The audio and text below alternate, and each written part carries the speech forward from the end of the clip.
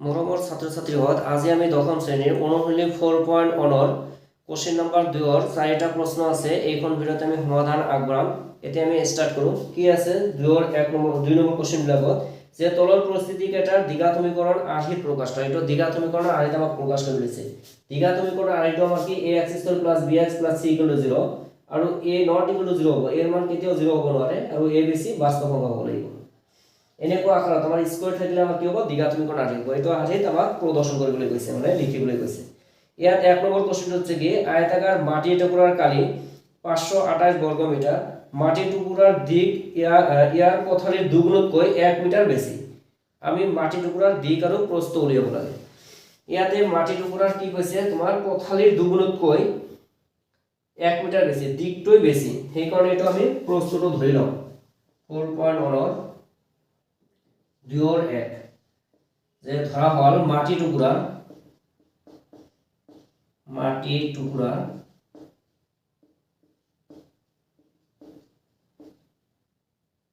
প্রস্থ বলে ধরিবা, প্রস্থ x মিটার। এই মাটি টুকুরার কি হইছে দিক, এই পথালির দুগুণতকৈ পথালি আছিল x, এর 2 গুণ কইছে মানে 2 লিখিবা, প্লাস 1 মিটার বেশি কইছে এই কারণে ইয়াত +1 দিবা। বেশি হলে প্লাস আর গুণ মানে পূরণ হবে। এটা ইকুয়াল টু কোশ্চেন প্রশ্ন মতে কি যে এই মাটি টুকরার কালি দিয়ে আছে 528 বর্গ মিটার বলি। তাহলে এই দুটো পূরণ করা 2x দিক আমি জানো কি আয়তর কালি আছে দিক ইনটু প্রস্থ, দিক কিমান আছে 2x + 1 আর প্রস্থ আমার কিমান দিছে x ইকুয়াল টু কিমান হয় 528 বলি দিছে। এতিয়া দেখা এই 2x এর লগত x পূরণ কৰিলে কি হ'ব 2x²।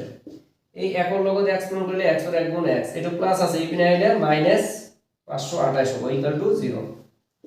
এতিয়া আমাৰ দেখা এইটো নিনে আমাৰ দ্বিঘাত হ'ব, মানে ইয়াত স্কয়াৰ আছে নহয়, এটা আমাৰ আনসাৰ যে এইটোই নিৰ্ণয় দ্বিঘাত সমীকৰণ।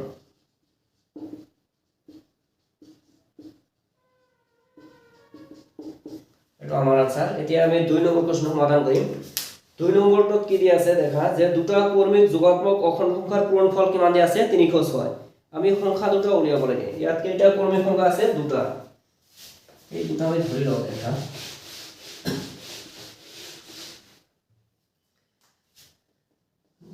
ধরা হল দুটা ক্রমিক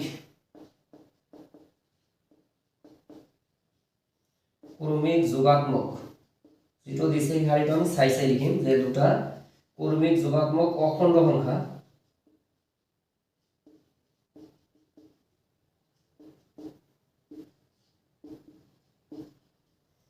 এটা x আৰু এটা আমি কি ধৰিম x + 1 ক্ৰমিক কৈছে। ইয়াতে যদি 10 ওলাই পিছত আমাৰ কি ওলাব লাগিব 11 ওলাব লাগিব। সেই কাৰণে x এৰ মান যদি 10 ইয়াত 10 এৰ 1 যোগ কৰিলে 11, এটা আমাৰ ক্ৰমিক ফল। এতিয়া এই সংখ্যা দুটাৰ কি কৈছে পূৰণফল কৈছে, কৰিলে 306 হ'ব। তাহলে x ইনটু কি হ'ব এইটো লিখিবা x + 1 ইকুয়াল টু কিমান হ'ব 306। এতিয়া দেখা x এর লগত x পূৰণ কৰিলে কি হ'ব x², এই প্লাস প্লাস x এৰ লগত 1 পূৰণ কৰিলে x এর 1 গুণ x, এটা প্লাস আছে এখানে আইলে কি হবে মাইনাস ইকুয়াল টু 0। এটা আমার দেখা স্কয়ার আছে, এটা আমার নির্ণয় কি হবে দ্বিঘাত সমীকরণ।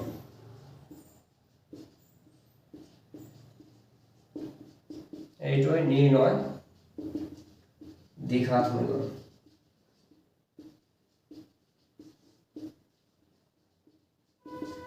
এটা আমার आंसर। এতিয়া আমি 3 নম্বৰ প্ৰশ্নটো সমাধান কৰিম দেখা।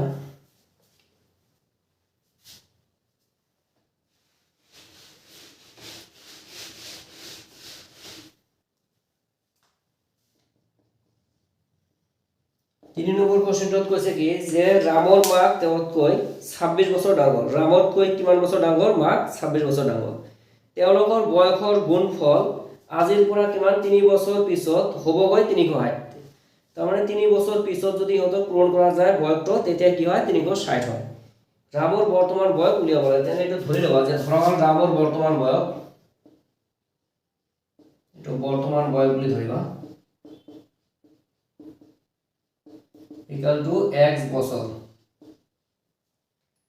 এই ৰামৰ মাকৰ বৰ্তমান বয়স কি হ'ব ৰামতকৈ কিমান বছৰ ডাঙৰ বুলি কৈছে 26 বছৰ, এই কাৰণে 26 আমি প্লাস কৰি দিম একৰ্ডিং টু কোশ্চেন প্ৰশ্নৰ মতে কি কৈছে আজিৰ পৰা 3 বছৰ পিছত ইহঁতৰ পূৰণ ফল কৈছে বয়সৰ পূৰণ ফলটো কিমান হয় 360 তাহলে এটো লিখিবা যে x প্লাস কিমান বছৰ পিছত 3 বছৰ এটো ব্ৰ্যাকেট মানে পূৰণ x প্লাস 26 আছে আৰু প্লাস 3 কৰিবা কিমান হয় 360 হয়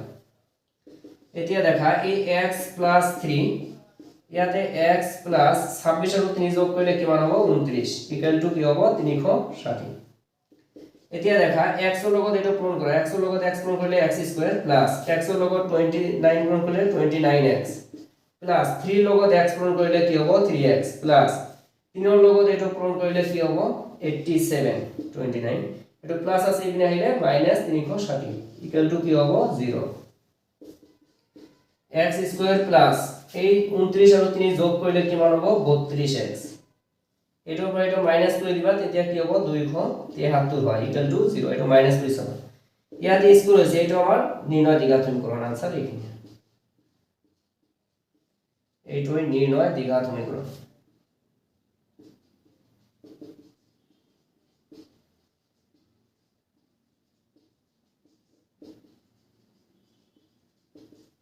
এটা আমাৰ आंसर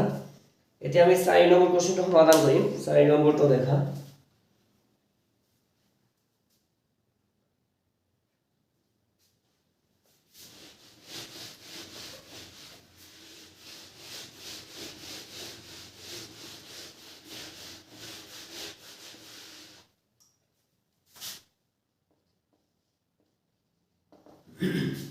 চাৰি নম্বৰটো দিয়া আছে কি যে এখন ৰেলগাড়ীয়ে 480 কিলোমিটাৰ পথ এটা সমান দূৰত্বত ভ্ৰমণ কৰে কিমান কিলোমিটাৰ দূৰত্ব এটো টোটাল দূৰত্বটো হ'ল 480 কিলোমিটাৰ যদি এই দূৰত্ব প্ৰতি ঘণ্টাত 8 কিলোমিটাৰ কম হলহেঁতেন যদি আগত যদি যিমান গৈছে তাতকৈ কিমান কিলোমিটাৰ কম যাব 8 কিলোমিটাৰ কম গলেহেঁতেন তেন্তে একে সমান দূৰত্বটো কিমান আছিল 460 কিলোমিটাৰে আগৰিবলৈ 80 কিলোমিটারে দূরত্ব আগরিবলৈ 3 ঘন্টা বেশি ললেতেন মানে 3 ঘন্টা সময় কি ললেতেন বেশি ললেতেন আমি ৰেলগাড়ীখনৰ দূৰত্ব উলিয়াব লাগে তেনেটো ধৰি লবা যে ধৰা হল ৰেলগাড়ীখনৰ দূৰত্ব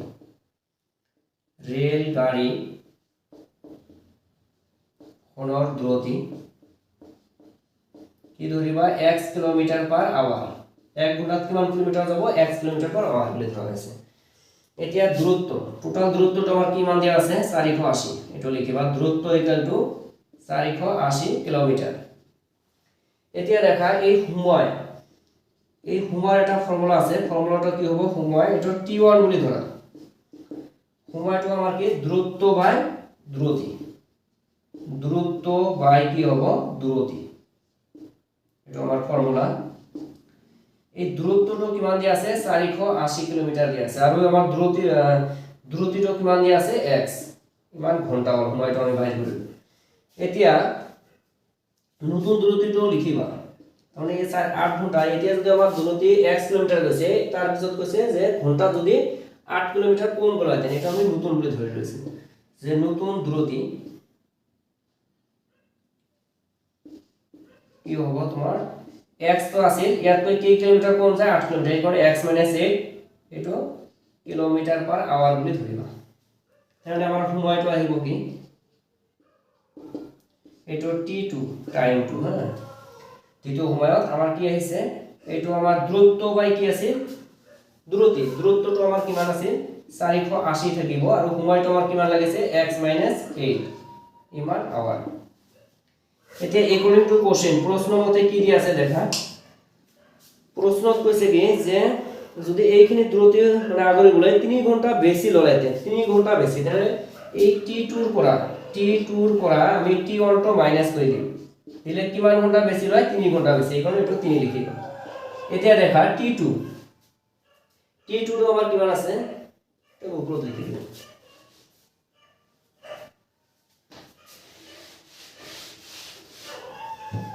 দেখা t2 টো আমাৰ হ'ল 480 বাই কিমান আছে x - 8 এটো মাইনাস t1 মানে কিমান আছে এটো 480 বাই x ইকুয়াল টু কিমান আছে ইয়াতে 3 এটো আমি লিখিছো তে নেক্সট কোশ্চেন দেখা ইয়াৰ পিছত এটো আমাৰ কি হ'ব এটো ভগ্নাংশত আছে এই কাৰণ আমাৰ এটো এলসিয়াম লব লাগিব লসাগু কি হ'ব x - 8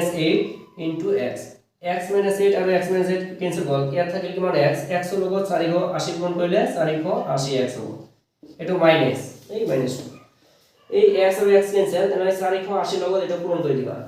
480 লগত x পূৰণ কৰিলে কি হ'ব 480x এই মাইনাস আৰু এই মাইনাস কি হ'ব প্লাস হ'ব এই 480 ৰ লগত 8 পূৰণ কৰিলে কিমান হয় দেখা 480 আৰু 8 পূৰণ কৰিব লাগিব তেনে 8 ৰ শূন্য হাতে থাকিল নাই তো 8 8 গুণ 64 4 হাতে থাকিল 6 8 4 গুণ 32 আৰু 6 38 হ'ব 3840 ইকুয়াল টু কি আছে আমার 3 এটো মাইনাস আর এটো প্লাস কটা যাব ইয়াতে আছে 3840 এটো পূরণ করিবেন x এর লগত x পূরণ করলে কি হবে x স্কয়ার মাইনাস 8 এর লগত x পূরণ করলে কি হবে 8x ইকুয়াল টু কিমান আছে 3 এটা আমি কি করিম বজ্র পূরণ করে দিম তাহলে এটা 3 এর লগত x স্কয়ার পূরণ করিবা 3x স্কয়ার 3 8 গুণ কিমান হবে 24x এটা প্লাস আছে এখানে আছে 1 এটা পূরণ করলে 3840 হবে এতিয়া দেখা এটা 3x স্কয়ার মাইনাস 24x এটা প্লাস আছে এখানে আইলে কি হবে মাইনাস এখানে এখন মানে 0 এটা 3 দিয়ে ভাগ যায় এটা ভাগ যায় এটা যায় এটা ভাগ করে দিবা তাহলে 3 দিয়ে ভাগ করলে 3 কটা গল বা একবার গল 3 8 গুণ 24 হল এটা 3 এর 1 গুণ 3 এটা আছে আমার 8 3 এর 2 গুণ 6 2 থেকে 24 3 8 গুণ 24 এটা কোন আছে কোন ইকুয়াল টু 0 এটা আমার आंसर যে এটা নির্ণয় দ্বিঘাত সমীকরণ